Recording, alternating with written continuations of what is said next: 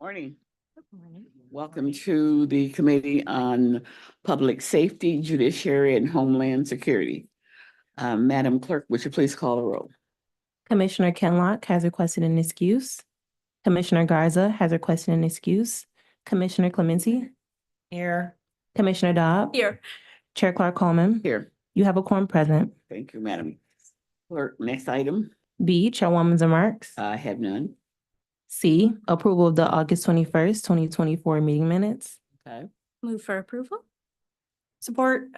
Properly moved by Commissioner Dobbs, supported by Commissioner Clemente.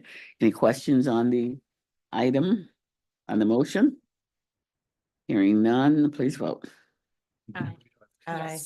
Oh, we're doing the tablets today? Well, that's funny. That's funny. I don't have one. No tablets today. Oh, okay. Aye. All right. Aye. Okay, aye. Motion passes. carried. Next item. D, unfinished business. There is none listed. Okay, next item. Item 1, under new business, requesting commission approval of modification to a 3-year grant agreement with the U.S. Department of Justice, Office of Justice Programs, Bureau of Justice Assistance to continue to provide supplemental funding to the Wayne County Sexual Assault Kit Task Force. Okay, Tony. Good morning, through the chair. I'm Tony Guerrero, the Chief of Legislation, Grants and Community Relations for the Prosecutor's Office. Madam Chair and members of the committee, we have before you the communication requesting modification number 2 of a 3-year grant agreement between Wayne County and the U.S. Department of Justice. This merely is a request to extend the term by 1 year. The amount of money will stay the same. It's $999,755 with no county match.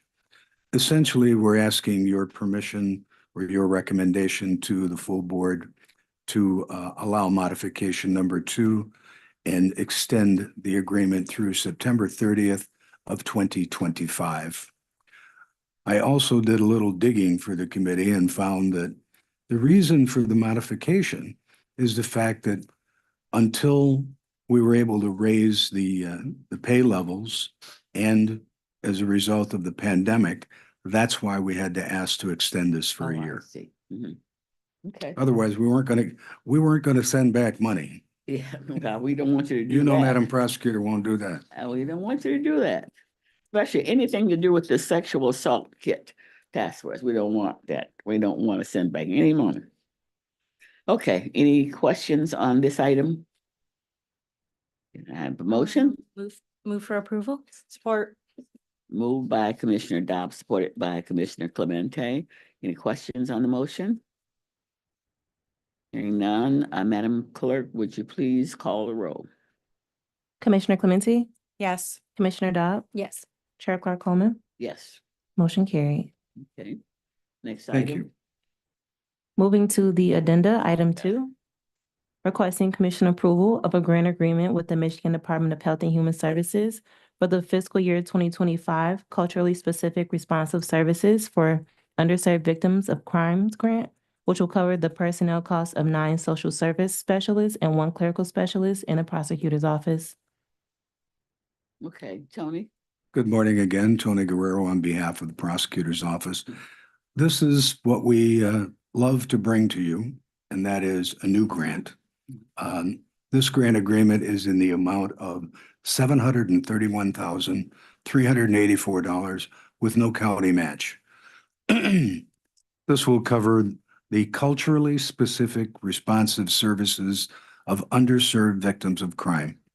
The money here will cover the personnel costs of 9 social service specialists and 1 clerical specialist. The term of the agreement would be from October 1st of this year to September the 30th of 2025. And this is also a very important one. The people that this is targeted to assist really need the help. I'll be happy to answer any other questions. So specifically, what do they do? Primarily, they are counseling victims of crime They're counseling the individuals who need, excuse me, who need social service assistance, basically, to assist them to try to, for want of a better term, to try to improve their quality of life. Mhm. So do they walk them through what they need to do in order to get help? My understanding, that is exactly what they do, and assist them to fill out the paperwork as well. Mhm. Okay. Okay. So, members, No questions for me. Move to approve. Support. Properly moved by Commissioner Dobbs, supported by Commissioner Clemente. There are no other questions on this item. Um, Madam, Madam Clerk, please call the roll. Commissioner Clemente, Yes. Commissioner Dobb, Yes. Chair Clark Coleman, Yes. motion carried. Okay, next item. Thank you very much. You're welcome. Item 3, requesting commission approval of Amendment 1 to a 1-year grant agreement with the Michigan Department of Corrections, Office of Community Corrections to decrease funding in the amount of $200,000 to account for the fiscal year 2023 through 24 payment adjustment for the Community Corrections Plan and programs. Okay. Good morning, through the chair, Lester Thomas, Adult Community Corrections Administrator. Good morning, through the chair, Ebony McCann, Department of Health, Human Veteran Services, Transition Services Division Director. The department is before you today to request approval of of amendment number 1 to our fiscal year 2024 grant agreement. MDOC submitted a request for a change notice, reducing our overall grant amount from $1.9 million to $1.7 million as a result of lowered utilization. The reduction will not impact our current programs that we're operating. The reduction will be specific to the line item that is associated with our violence prevention program that has not yet been issued. An RFP was issued. Mr. Thomas and his team are reviewing the proposals that have been received. Based on our current timeline, it does not appear that that contract will be awarded this current fiscal year. And so as a result, this $200,000 will not impact programming for fiscal year 2024. Hmm. And I think, Commissioner, if I may, as the chair of the Community Corrections Advisory Board, you've referenced, based on our lower utilization in the past, that it had been surprising that the state had not cut our overall agreement. I think that as we are coming out of the pandemic and we are now finding ways to adjust to our new normal, I'm confident in Mr. Thomas and his team that they will implement mechanisms in which we can increase our utilization. But this is, again, just gives us an opportunity to identify those ways and open our communication with the prosecutor, with the Third Circuit Court judges. I am excited that this new criminal justice complex has opened, and it'll allow all of our criminal justice partners to be in one central location where it can increase and encourage stronger communication. So I'm extremely excited and, again, comfortable and confident in the ability of Mr. Thomas and his team to make this happen. Okay. I guess my only concern is once you lose something, it's not always that easy. Will be before the Community Corrections Advisory Board, maybe within the next month or so, once we receive the fiscal year 2025 grant award. We received the proposal in which we did receive an overall reduction to the amount of which we requested. And so the Community Corrections Advisory Board will have to look at that proposal and make some harsh decisions moving forward. But again, I am confident that once we show that we are able to increase utilization and enrollments in those programs, that the state, as they have in the past, will allow us to request additional funding to make us whole. Yeah. So I know that it is, Commissioner, unfortunate that they did reduce it. But again, it just gives us the opportunity to do what we do best here in the county, to make lemonade out of the lemons we receive and pivot and use this as a learning tool. So I'm confident in our ability. Okay, so I'm sure that it's not for a lack of need. It's just that we have not been able to pull it together. But there's still people out there that really need the services. Absolutely. I think it wasn't shared or communicated in the previous prosecutor's report, but we had a significant backlog with cases as a result of the pandemic, in which the court is still working to resolve. And we finally, come above water some. And so there are some individuals whose sentences were deferred, and they weren't placed in programming, not as a lack of need, but a lack of resources as it relates to staffing. And so I think that we are, again, on the right road to fill those vacant positions. And if not fill those vacant positions, our current employees are garnering the skills to pivot, to make do with what we have, and absorb those additional responsibilities. Mhm. Yes. So can we use any of this money to pay salaries for those positions? So community corrections is 100% grant funded, and all of the staff that are employed by community corrections, their salary fringe benefits are embedded in this program. But what happens with our grant, we can't exceed 30%. So the state has a cap on our administrative rate, and so we can't exceed 30%. So if our expenditures and utilization for programming is lower, we can't then increase our staffing. And we would also need to show that there is a need for additional staffing. And because our utilization is low, it does not support the need for additional staff at this time. Would you say that our staffing issue is tied to not having enough funding, or is it, we have the funding, we just can't find people to fill these positions? I think we have the funding. I think what is interesting and unique about community corrections is that it's not a standalone unit. And so in order for community corrections to be effective, we need to have effective staffing with our custody staff. We need to have effective staffing for our court staff. And so we all local criminal justice partners are working together, and we all are kind of reeling with there being vacancies in our other departments that are kind of impacting everyone. And so we are, just trying to work collectively to see how we can pivot and navigate through these challenges. Yeah, that makes sense. Thank you. Okay. Yes. Okay. Thank you, Madam Chair. Okay. All right. So, begrudgingly.